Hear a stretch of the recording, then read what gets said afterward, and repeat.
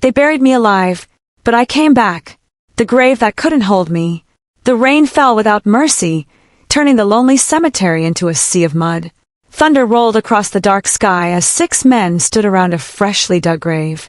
Their faces were hidden beneath black umbrellas, but none of them looked sad. Inside the wooden coffin lay a man named Adam Carter. At least, everyone believed he was dead. Only Adam knew the terrifying truth. He could hear everything. Every shovel of dirt crashing onto the coffin echoed like thunder inside the cramped wooden box. His body wouldn't move. His eyes remained shut. His heartbeat was so weak that doctors had declared him dead only hours earlier. He wanted to scream. He wanted to pound against the lid, but the strange poison flowing through his veins had paralyzed every muscle in his body. Outside, one of the men sighed. "Finally," he said. "No one will ever know." Another laughed. "Adam trusted us like brothers." The third man kicked dirt into the grave. Trust is expensive. Their laughter faded as more soil covered the coffin. Darkness became absolute. Silence followed. Then, Adam's finger twitched. For the first time in hours, he could breathe normally. His eyes opened. Pitch black. His chest tightened. He realized where he was. Buried alive. Panic exploded inside him. He slammed both fists against the wooden lid. Nothing. The coffin barely moved. His lungs burned as the air became thinner. "No!" His voice came out as a whisper. He refused to die. Not like this. Not because of the people he loved. Using every ounce of strength left in his body, Adam kicked upward again and again. The old coffin cracked. Mud poured through the opening. Instead of giving up, he kept digging. His fingernails split. His hands bled. His muscles screamed in pain. Still, he clawed toward the surface. Minutes felt like hours. Then, a tiny beam of moonlight appeared above him. Fresh air rushed into his lungs. With one final push, Adam burst through the wet earth like a ghost rising from hell. He collapsed beside his own grave, coughing violently. Lightning illuminated the cemetery. In front of him stood his own tombstone. Adam Carter, beloved friend, 1988 to 2025. He stared at the words. "They buried me." A bitter smile crossed his face. "Before I was dead. 3 weeks earlier." Adam Carter wasn't just wealthy. He was one of the youngest technology entrepreneurs in the country. His cybersecurity company had recently signed $1 billion government contract. The world admired him. Employees respected him. The media called him a genius. But the people closest to him saw something different. Opportunity. His business partners, Victor Hayes, Daniel Ross, Ethan Cole, Michael Grant, and Ryan Brooks, had secretly accumulated massive debts through illegal investments. If Adam discovered the truth, everything would collapse. So they created a plan. A perfect murder. No guns. No knives. No obvious poison. Just an experimental drug that slowed the heartbeat until it became almost impossible to detect. Doctors would declare him dead. The funeral would happen quickly. Nature would finish the job. No evidence. No suspects. The perfect crime. Or so they believed, because fate had other plans. Now Adam stood outside his own grave, soaked in mud and blood. He looked back at the cemetery. If he went to the police immediately, who would believe him? Official records said he was dead. His money was already frozen. His company already belonged to his partners. Even his wife had signed the funeral papers without asking for a second medical opinion. Was she involved? Or was she another victim? Adam didn't know. But he made one promise beneath the stormy sky. "I won't ask for justice. I'll create it." Then he disappeared into the darkness, far away from the city that believed he was dead, far away from the life that had been stolen. The world buried Adam Carter that night. What they didn't know was this. The man climbing out of that grave wasn't the same man they had tried to kill. He was something far more dangerous. A ghost with nothing left to lose. A dead man has no name. Adam walked for hours through the freezing rain, barely able to keep his balance. Every step sent pain through his bruised body. His hands were torn open from digging through the earth, and dried blood covered his fingers. By sunrise, he collapsed beside an abandoned roadside cabin. An old man stepped outside carrying a lantern. His name was Samuel Reed, a retired military medic who had lived alone for years. When Samuel saw the stranger lying unconscious, he rushed over. "Can you hear me?" he asked. Adam opened his eyes, just enough to whisper one word. "Help!" Samuel dragged him inside. For 3 days, Adam drifted in and out of consciousness. His fever climbed higher each night. The poison was still affecting his nervous system, and his body had been pushed beyond its limits. Whenever he slept, he relived the nightmare. The sound of dirt hitting the coffin, his friends laughing, the feeling of running out of air. Each time he woke, he gasped for breath. Samuel finally asked, "Who did this to you?" Adam remained silent. Then he quietly answered, "The people I trusted most." Samuel nodded. "I've seen that kind of wound before." Adam looked confused. Samuel continued, "Not the cuts on your hands. The betrayal." Weeks passed. Adam slowly recovered. His beard grew thick. His hair became longer. The bruises faded, but the anger never did. One evening, Samuel handed him a newspaper. The front page headline froze Adam in place. Tech CEO Adam Carter remembered as a visionary. Company announces new leadership. The article praised his 5 business partners for keeping his dream alive. Adam's jaw tightened. They were celebrating. His billion-dollar company now belonged to them. His shares had been transferred. His bank accounts were empty. His mansion had been sold. Everything he had built was gone. Even worse, there was a photograph of his wife, Emily. She stood beside Victor Hayes during a press conference. They looked close. Adam stared at the picture for several minutes. "Was she part of it?" he whispered. Samuel didn't answer. Instead, he asked a different question. "What happens if you walk into the city tomorrow?"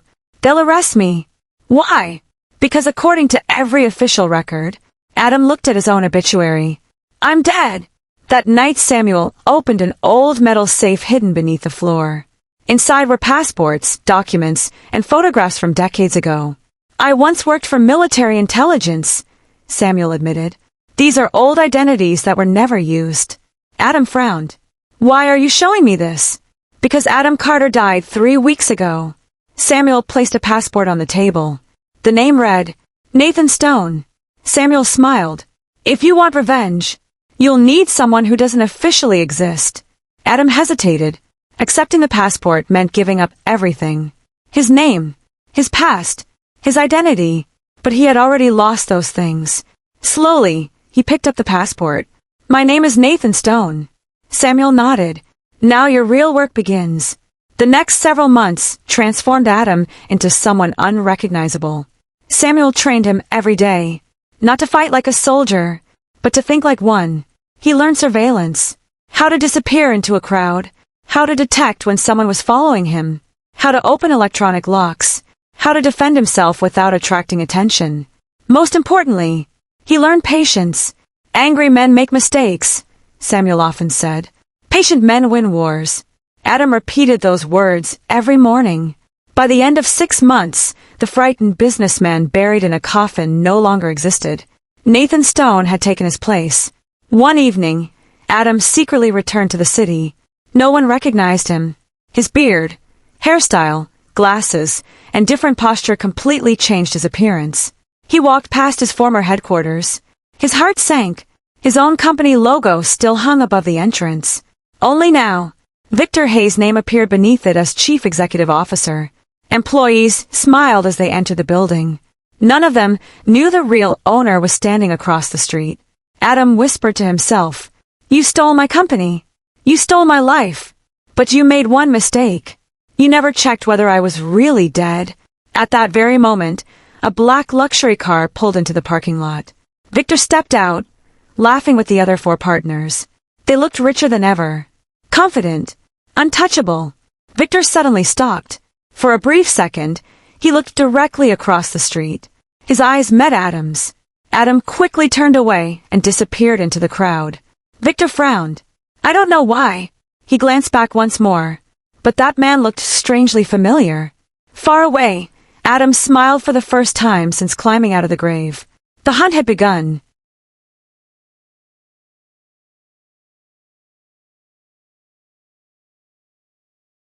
The enemy within. The city hadn't changed. The streets were just as crowded. The skyscrapers still reflected the morning sun.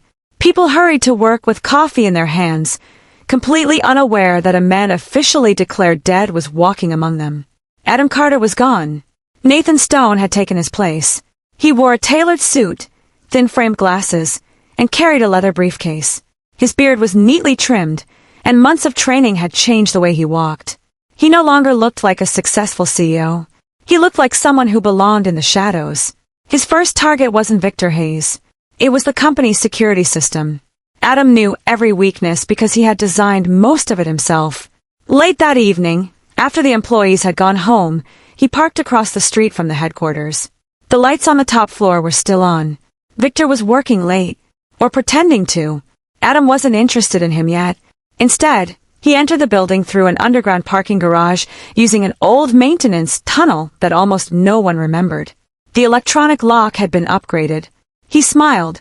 "Good," he whispered. "Let's see if they learned anything." Within 3 minutes, the door clicked open. They didn't. Inside the server room, Adam connected a small encrypted device to the company's network. Lines of code flashed across the screen. Thousands of files appeared. Financial records, private emails, security footage, board meeting recordings. He copied everything. Then one folder caught his attention. Its title was simple: Project Phoenix. His heartbeat quickened. He opened it. Inside were dozens of confidential documents, all marked destroy after reading. The first file contained a payment schedule. 5 transfers. 5 names. Victor Hayes, Daniel Ross, Ethan Cole, Michael Grant, Ryan Brooks. Each had received millions of dollars on the same day Adam had supposedly died. The next document was even worse. It contained a medical report. The poison had a name. It was an experimental compound that slowed the heart so dramatically that it could fool standard medical equipment. Adam clenched his fists. It wasn't an accident. It was planned from the beginning. Then he found an audio recording. He pressed play. Victor's voice filled the room. "Once Adam is buried, everything belongs to us." Another voice laughed. "What if he wakes up?" More laughter. "Not underground." Adam froze. Every horrible memory came rushing back. The coffin, the dirt, the darkness. His breathing became heavy. He forced himself to stay calm. Samuel's words echoed in his mind. "Angry men make mistakes." Adam closed his eyes. He copied the recording onto a secure drive. "This time," he whispered, "I'll let evidence speak." Suddenly, footsteps echoed in the hallway. Someone was coming. Adam unplugged the device and slipped behind a row of servers.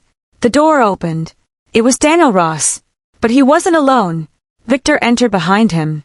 "I don't trust the others anymore," Daniel said quietly. Victor folded his arms. "What do you mean?" Daniel looked around nervously before answering. "Michael has been moving money into secret offshore accounts." Victor's face darkened. "Without telling us?" Daniel nodded. "I think he's planning to disappear." Victor slammed his fist onto the table. "After everything we've done together?" Daniel replied. "There are no friends when billions of dollars are involved." Adam listened carefully. The 5 men who had betrayed him were beginning to betray each other. The alliance was cracking.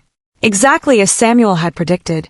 After Victor and Daniel left, Adam quietly escaped through the maintenance tunnel.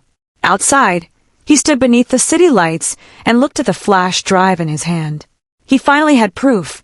Enough to expose the conspiracy. Enough to destroy every one of them. But revenge wasn't enough anymore. He wanted the truth. One question still haunted him. Why had Emily, his wife, signed the funeral papers so quickly? Had she been manipulated? Or had she willingly helped bury him alive? As he reached his car, he noticed a black SUV parked across the street. Its engine was running. A man inside lowered his window slightly and watched Adam without blinking. The moment Adam looked back, the SUV pulled away. Someone had seen him. Someone knew a dead man was asking questions. For the first time since returning to the city, Adam realized something chilling. He wasn't the only one hunting. Someone was hunting him. And this time, they wouldn't make the mistake of leaving him alive. The woman who buried me. Nathan Stone couldn't stop thinking about Emily. Every clue pointed in 2 different directions. One part of him believed she had betrayed him.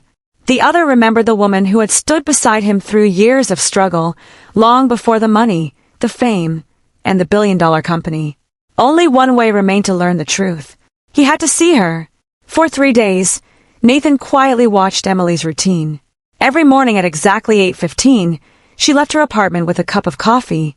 She drove to a children's charity foundation, where she spent several hours volunteering. In the evenings, she always stopped at the same small bookstore before returning home. Nothing about her life suggested luxury. She wasn't living like the widow of a billionaire. She looked lonely.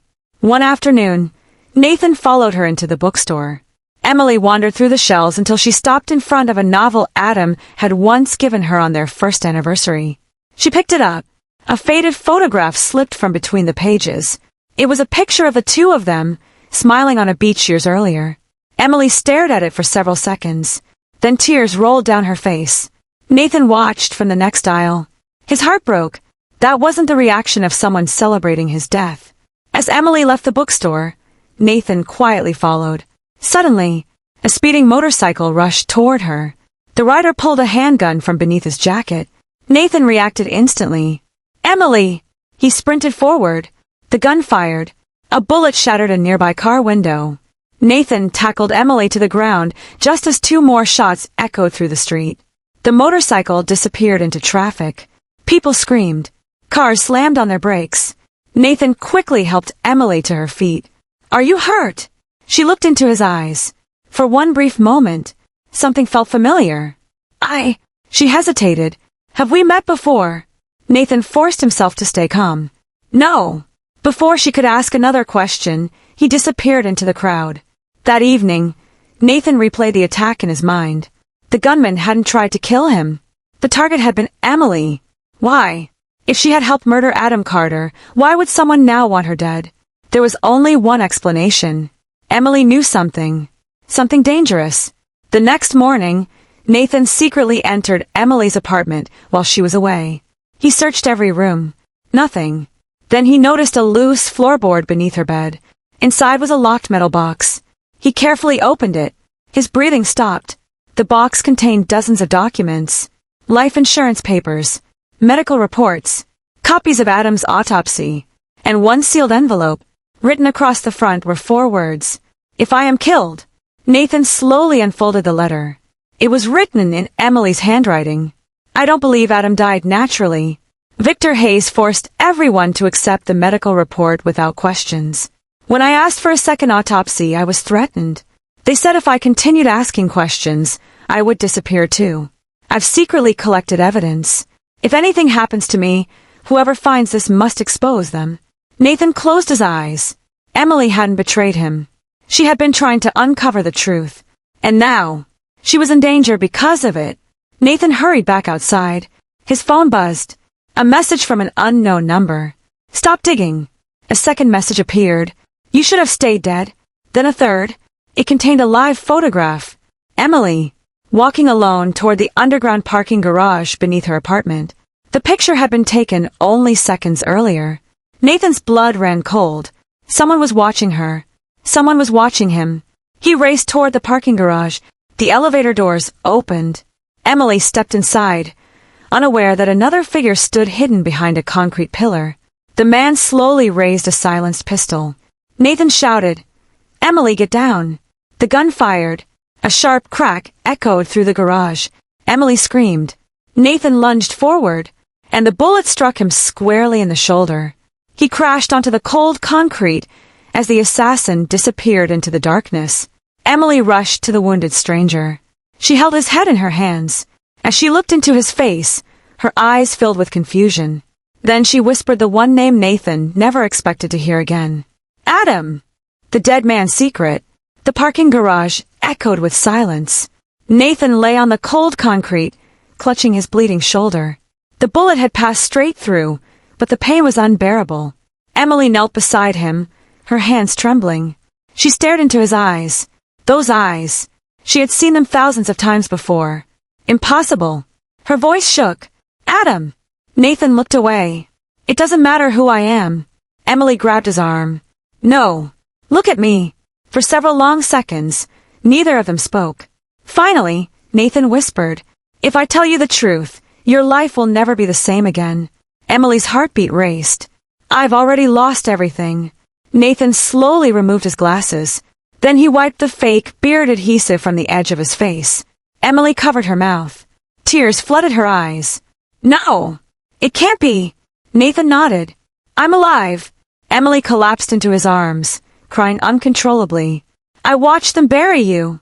I thought you were gone. Nathan held her tightly. I know. I heard every shovel of dirt. Emily froze. What? They buried me alive. The words echoed through the empty garage. Emily stepped back in horror. Who would do something like that? Nathan answered without hesitation. Victor. Daniel. Ethan. Michael. Ryan. They planned everything. Emily shook her head. I knew they were hiding something, but I never imagined. They wanted your company. Nathan nodded. And they almost got away with it. Minutes later, they escaped through a service exit before the police arrived. Nathan drove them to Samuel Reed's remote cabin. When Samuel opened the door and saw Emily, he immediately understood. So she knows. Nathan nodded. There was no other choice. Samuel treated Nathan's shoulder wound while Emily sat silently by the fireplace. Her world had fallen apart. The man she had buried was sitting only a few feet away. Alive. She looked at Nathan. I never stopped looking for answers. Nathan smiled sadly. I know. Emily reached into her handbag and removed a small flash drive. I didn't tell you everything. Nathan frowned. What's on it? I copied files from Victor's office the week after your funeral. Nathan inserted the drive into Samuel's laptop. A hidden folder appeared. Its title was simple. Phase 2. Inside was a video. Victor stood in front of the camera. If you're watching this, it means Adam is dead. He smiled. But one problem remains. Emily knows too much. Nathan's face hardened. Victor continued. If she becomes suspicious, eliminate her. Emily gasped. So that's why they tried to kill me. Samuel nodded grimly. They're cleaning up loose ends. Nathan closed the laptop. This ends now. The next morning, Nathan secretly contacted an old friend from his past. Detective Marcus Hale. Years earlier, Marcus and Adam had trusted each other completely. But Nathan couldn't risk revealing his identity over the phone. Instead, he arranged an anonymous meeting. That evening, Marcus arrived alone at an abandoned warehouse. Nathan stepped out of the shadows. Marcus instinctively reached for his weapon. Who are you? Nathan slid a flash drive across the table. It contains evidence of corporate fraud, murder, and conspiracy. Marcus narrowed his eyes. How did you get this? Nathan answered quietly. Because I was there. Marcus looked closer. Something about the stranger's voice, his posture, his eyes, felt hauntingly familiar. Before Marcus could ask another question, a red laser had appeared on Nathan's chest. A sniper. Down! Marcus shouted. A gunshot shattered the silence. The warehouse windows exploded. Nathan and Marcus dove behind a stack of steel containers as bullets rained through the building. Outside, black SUVs screeched to a halt. Armed men poured out. Victor had discovered the meeting. Nathan looked at Marcus and said, If we don't get out of here alive, the truth dies with us. Marcus stared into Nathan's face one last time. Then he whispered, My God! Adam, is that really you? Outside, the footsteps grew closer. The hunters had finally found their prey. The hunter becomes the hunted. The sound of gunfire echoed through the abandoned warehouse. Bullets tore through wooden crates, shattered windows, and sparked against steel beams. Dust filled the air.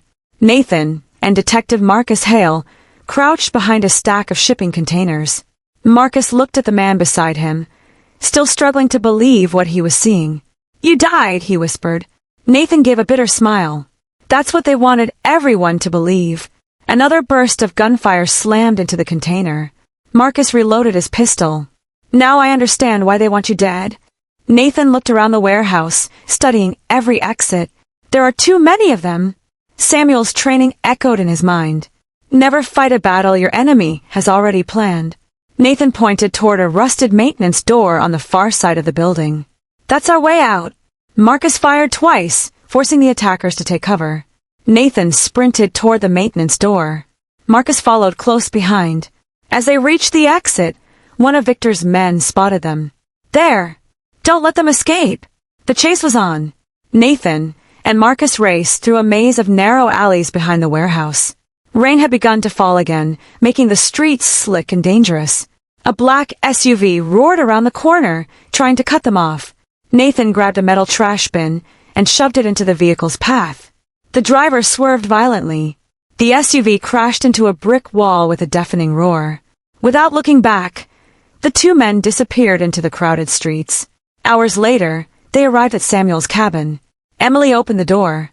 When she saw Marcus, she immediately recognized him. "You were Adam's friend." Marcus nodded, but his eyes never left Nathan. "I've spent weeks investigating Adam Carter's death. I thought I was chasing a murder case." He paused. "I never imagined I'd find the victim alive." Nathan placed every piece of evidence on the table. The poison medical report, the financial transfers, the audio recording, Victor's confession, Emily's hidden files. Marcus carefully examined everything. Finally, he spoke. "This is enough to reopen the investigation." Nathan shook his head. "No." Marcus frowned. "What do you mean?" Nathan pointed at the documents.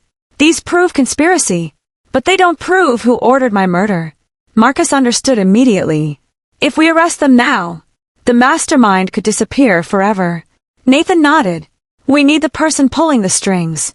The next morning, Victor Hayes stormed into the executive boardroom. His face was red with anger. "Who leaked the files?" No one answered. Daniel Ross avoided eye contact. Michael Grant folded his arms. Ryan Brooks stared out the window. Victor slammed his fist onto the table. "Someone betrayed us." Silence. Then Ethan Cole quietly spoke. "It wasn't me."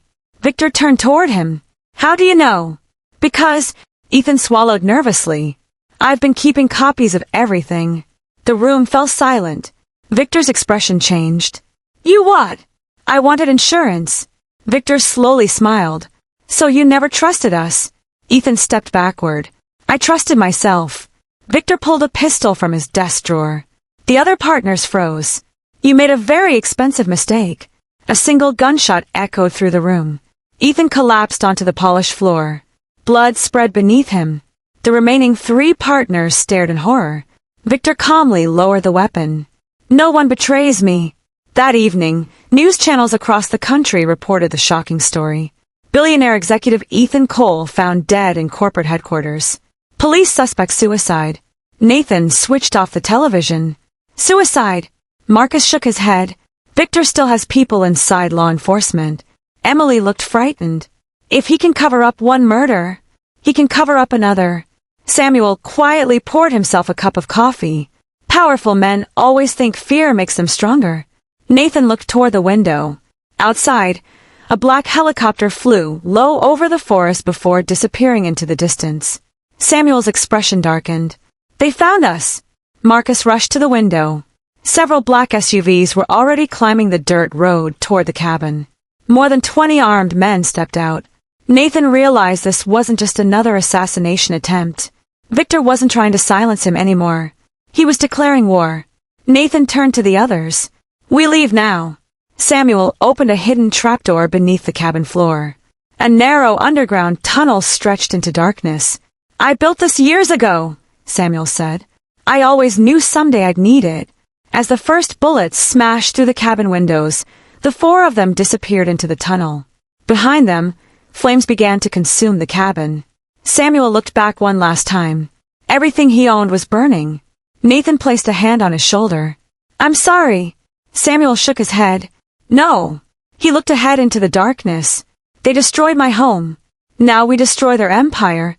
Far behind them, Victor Hayes watched the burning cabin from inside a black SUV. He smiled. "Run, Adam. The farther you run, the harder you'll fall." But Victor didn't know one crucial fact. Hidden inside Ethan Cole's office was a secret safe, and inside that safe was a document capable of exposing not only Victor, but the mysterious person who had ordered Adam Carter's death from the very beginning. The mastermind. The underground tunnel stretched for nearly a mile beneath the forest. Nathan, Emily, Detective Marcus Hale, and Samuel Reed emerged just before dawn at an abandoned railway station. Behind them, smoke still rose into the gray morning sky where Samuel's cabin had stood only hours earlier. No one spoke. They all understood the truth. There was no turning back. Samuel unfolded an old city map across a dusty table. "Ethan Cole's office will be sealed by police within hours," Marcus said. Nathan nodded. Which means Victor will send someone to destroy whatever Ethan left behind. Samuel pointed to the blueprint of the company headquarters. Ethan once told me every executive office had a hidden emergency safe. Marcus looked surprised. You knew, Ethan? Samuel sighed. Years ago, before greed consumed him. Nathan looked at the map. If Ethan really kept copies of everything, that safe is our only chance. That night, the four of them slipped into the city. The company headquarters was surrounded by police tape and private security guards. Officially, the building was closed. Unofficially, Victor's men were already inside. Nathan adjusted the earpiece Samuel had given him. Marcus whispered, "Security cameras rotate every 12 seconds. Emily watched from a surveillance van parked across the street. I've hacked into the building system." Nathan smiled. "Just like old times."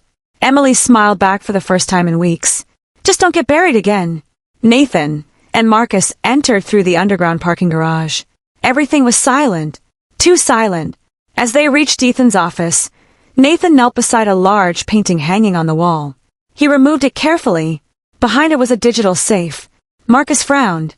"You knew." Nathan nodded. "I designed these offices." He entered the emergency override code. The safe clicked open. Inside were several passports, bundles of cash, a handgun, and one thick black folder marked Omega. Nathan opened it. The first page made his blood run cold. It contained a contract for his murder. At the bottom were Victor Hayes' signature, and another signature, one Nathan recognized instantly. Richard Carter. Nathan's hands began to shake. Marcus looked over his shoulder. "Who's Richard Carter?" Nathan could barely speak. "My father." Marcus stared at him in disbelief. "Your father died 10 years ago." Nathan slowly turned another page. "No! He faked his death." The folder contained photographs taken over the past year. Nathan entering his office. Nathan meeting government officials. Nathan having dinner with Emily. Someone had been watching him long before the attack. Then came a handwritten note. Adam became too powerful. He refused to sell the company. Remove him. Control passes to Victor until phase 3 begins. Nathan's vision blurred. Everything he believed about his family collapsed in a single moment. His own father had ordered his execution. Suddenly, Emily's voice crackled through the earpiece. "Nathan! There are armed men heading toward Ethan's office." Marcus looked at the hallway cameras. "They're blocking every exit." Nathan grabbed the Omega folder. "We're leaving." The office door exploded inward. Masked gunmen flooded the room. "Drop the folder." Marcus fired first. The lights shattered. Darkness swallowed the office. Nathan kicked over Ethan's desk, creating cover. Gunfire erupted from every direction. Emily remotely activated the building's fire alarm. Red emergency lights flashed. Sprinklers soaked the entire floor. Smoke filled the hallways. Using the confusion, Nathan and Marcus escaped through a maintenance corridor. The gunmen chased them relentlessly. They reached the rooftop. A helicopter waited. Victor Hayes stepped out, smiling. "You've been a difficult ghost to kill." Nathan held up the Omega folder. "I know who gave the order." Victor's smile faded. "So you found it." Nathan shouted over the roaring helicopter blades. "My father is alive, isn't he?" Victor laughed. "You still don't understand. He was never the mastermind." Nathan frowned. "What?" Victor's expression turned cold. Richard Carter worked for someone else. Before Nathan could ask another question, a sniper hidden on a nearby rooftop fired. The bullet struck Victor in the chest. Victor staggered backward, shock filling his face. He looked toward the distant rooftop. "No! They found me!" A second bullet hit him. Victor collapsed beside the helicopter. With his final breath, he looked at Nathan. "They're coming!" Victor died before he could finish the sentence. The sniper vanished into the darkness. Nathan stared at Victor's lifeless body. The one man he had sworn to destroy had just been silenced. Not by justice, but by someone far more powerful. Someone who erased loose ends. Marcus picked up Victor's dropped phone. A new message flashed across the screen from an unknown sender. Phase 3 has begun. Nathan slowly looked toward the city skyline. Everything had changed. Victor had never been the true enemy. He had only been a pawn. And somewhere in the shadows, the real mastermind was still watching. Phase 3. Victor Hayes was dead. The helicopter blades continued spinning as rain washed the blood across the rooftop. Nathan stood frozen, staring at the man he had spent months hunting. Someone else had killed him first. Someone who never intended to let Victor talk. Marcus quickly grabbed Victor's phone before the police could arrive. "We have to go. Now!" Nathan nodded, clutching the Omega folder against his chest. Within seconds, they disappeared through the emergency stairwell. An hour later, they gathered inside an abandoned train depot. Samuel placed Victor's phone on the table. "It's encrypted," Marcus said. Emily smiled faintly. "So is every system." She connected the phone to her laptop. For several tense minutes, nothing happened. Then, the screen unlocked. A single secure messaging app appeared. One conversation. One contact. The name displayed only 2 words. Director. Nathan frowned. "No phone number?" Emily shook her head. "Everything routes through anonymous servers." Marcus opened the latest messages. The final conversation read, "Director, has Adam Carter been eliminated?" "Victor, not yet. He survived." "Director, impossible is not an acceptable answer." "Victor, he has help." "Director, then eliminate everyone." The final message had arrived only minutes before Victor died. "Director, loose ends are expensive." Nathan looked at Marcus. The sniper wasn't protecting Victor. Marcus nodded grimly. He was cleaning up the operation. Emily continued searching the phone. She discovered GPS records, regular meetings, always the same location. An isolated estate outside the city. Samuel zoomed in on the satellite image. The estate was surrounded by high walls, armed guards, and security cameras. Marcus frowned. "This isn't a private mansion." Nathan looked closer. "It's a command center." That evening, the 4 of them drove toward the estate. They stopped on a nearby hill overlooking the property. Nathan raised a pair of binoculars. Luxury cars entered through the front gate. Powerful business leaders, government officials, foreign investors. Emily whispered, "Whatever this place is, it's much bigger than your company." Samuel pointed toward the center of the estate. A large underground entrance slowly opened. Vehicles disappeared below the surface. Nathan lowered the binoculars. "They're hiding something." Using a maintenance tunnel connected to an old drainage system, Nathan and Marcus slipped inside. Emily remained outside, monitoring security cameras. The underground complex looked nothing like an ordinary estate. It resembled a military headquarters. Rows of computer servers, armed guards, dozens of analysts watching surveillance feeds from around the country. Nathan quietly photographed everything. Then they reached a large conference room. Voices echoed from inside. Nathan peeked through the glass. His heart nearly stopped. At the head of the table sat Richard Carter, older, gray-haired, very much alive, Nathan's father. He was speaking calmly to a room full of powerful people. "The Adam Carter problem will soon be resolved." Nathan's fists clenched. Marcus placed a hand on his shoulder. "Not yet," Richard continued. "Our real objective has never been the company." A screen behind him lit up. It displayed a map covered with government buildings, banks, communication centers, and military facilities. Nathan whispered, "What is this?" Marcus looked horrified. "They're planning to control the country's entire digital infrastructure." Richard smiled as he addressed the room. "Once Phase 3 begins, every financial network, communication system, and security database will answer to us." The room erupted in applause. Nathan finally understood. His company had only been the first step. Its technology was never about making money. It was the key to controlling an entire nation. Suddenly, Emily's voice crackled through Nathan's earpiece. "Nathan! You've been detected!" Red warning lights flashed across the underground facility. An alarm blared through every hallway. A computerized voice announced, "Security breach detected." Armed guards rushed toward the conference room. Richard Carter calmly turned toward the entrance. For the first time in years, father and son looked directly at one another. Richard didn't appear surprised. Instead, he smiled. "I was wondering how long it would take you to find me." Nathan stepped into the room. "You tried to have your own son buried alive." Richard's expression remained cold. "I didn't lose a son. I removed a weakness." Nathan's eyes burned with anger. "Why?" Richard took a slow step forward. Because emotions build families, but power builds empires. Before Nathan could answer, dozens of soldiers surrounded the room, raising their weapons. Richard quietly adjusted his tie. Take him alive. I've already buried him once. I'd like to watch it happen again. Nathan looked at Marcus. Marcus nodded once. Without another word, the lights suddenly went out. Emily had cut the facility's power. Darkness swallowed the underground complex.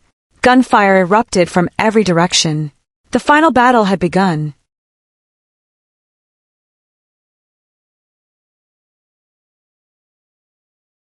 The last grave, darkness, swallowed the underground command center. Gunfire echoed through the halls as emergency sirens screamed. Red backup lights flickered on, casting long shadows across the concrete walls. Nathan grabbed Marcus and pulled him behind a steel pillar. Emily's voice came through the earpiece. I've disabled the main security system. You have exactly 5 minutes before the backup generators restore power. Nathan checked his pistol. 5 minutes is all we need. Across the room, Richard Carter remained perfectly calm. He looked at the frightened guards. Find him. Alive. If he dies before signing the transfer, everything we've built falls apart. Nathan heard every word. So that's it, he whispered. This was never personal. They still need me. Samuel, hidden in another corridor, smiled. Then let's make them regret it. He activated a small explosive charge on the building's communication hub. The blast destroyed the backup servers. Every screen in the command center suddenly went black. Then, every monitor switched back on. But this time, they weren't displaying Richard's network. They were broadcasting live to every connected media outlet in the country. Emily had taken control. Television stations interrupted their regular programming. News anchors looked confused as secret footage appeared on their screens. Victor Hayes confessing to the conspiracy. Financial records. The murder contract. Audio recordings. Security footage from the night Adam had been declared dead. Richard Carter's face. His secret meetings. His plans for Phase 3. Millions of people watched in shock. Within minutes, emergency government task forces were mobilized. The conspiracy was no longer hidden. The whole world was watching. Richard's calm expression finally disappeared. He stared at the monitors in disbelief. What have you done? Nathan stepped into the light. I gave the truth a voice. Richard slowly drew a pistol. You've always been weak. Nathan shook his head. No. I was human. Richard aimed the gun. I built everything you have. Nathan replied. You built an empire of lies. Richard fired. Nathan dove aside. The bullet shattered a glass wall. Marcus returned fire, forcing Richard behind a conference table. The room erupted into chaos. Guards surrendered as police tactical units stormed the underground facility from every entrance. Helicopters thundered overhead. Sirens surrounded the estate. There was nowhere left to run. Richard fled through a hidden escape tunnel. Nathan followed alone. The tunnel led to an old cemetery on the edge of the property. Nathan stopped. He recognized the place. It was the very cemetery where he had been buried alive. Richard stood beside Adam's empty grave. Rain began to fall. Richard smiled bitterly. I should have made sure you were dead. Nathan looked at the broken earth where he had crawled back to life. This grave didn't become my end. It became my beginning. Richard raised his pistol one final time. You still don't understand. Power belongs to those willing to do anything. Nathan answered quietly. No. Power belongs to those who refuse to become monsters. Richard fired. Nathan moved aside. The bullet missed. Richard slipped on the rain-soaked ground and fell backward into the open grave. His pistol landed several feet away. He looked up at Nathan. For the first time in his life, he was afraid. Nathan walked to the edge of the grave. Richard reached out his hand. Help me. Nathan stared silently. Months earlier, Nathan had begged for help from inside a coffin. No one had answered. Now history had come full circle. Marcus arrived with police officers. One officer shouted, "Step away from the edge." Nathan took a deep breath. Then he did something no one expected. He extended his hand. Richard hesitated before taking it. Nathan pulled him out of the grave. The officers immediately placed Richard in handcuffs. Marcus looked at Nathan. You could have left him there. Nathan nodded. I know. Marcus asked. Why didn't you? Nathan looked at the empty grave. Because if I had, I would have become exactly like him. Weeks later, the trials became the biggest criminal investigation in the nation's history. Richard Carter and every surviving member of the conspiracy were convicted on charges including attempted murder, corruption, fraud, and organized criminal conspiracy. The stolen assets were recovered. Adam Carter was officially declared alive. His identity was restored. His company was returned to him. But he chose a different path. He appointed a new leadership team and transformed the company into an organization dedicated to protecting public cybersecurity rather than serving private power. Samuel accepted a national award for his bravery. Marcus was promoted for exposing the conspiracy. Emily and Adam slowly rebuilt the life that had been stolen from them. Not everything could be repaired, but some things were worth fighting for. 1 year later, Adam stood quietly in the cemetery. Fresh flowers rested beside the cracked grave that had once held him. A young journalist approached. "Mr. Carter, after everything you've survived, what is the greatest lesson you've learned?" Adam smiled gently. He looked at the grave, then at the sunrise beyond it. "The people who buried me believed they were ending my story." He paused. "They were wrong. They buried a victim, but they awakened a survivor." Adam turned and walked away, leaving the empty grave behind forever. As the sun broke through the clouds, its light fell across the weathered tombstone. The name Adam Carter had been removed. In its place, someone had carved 4 simple words. Death could not win. The end.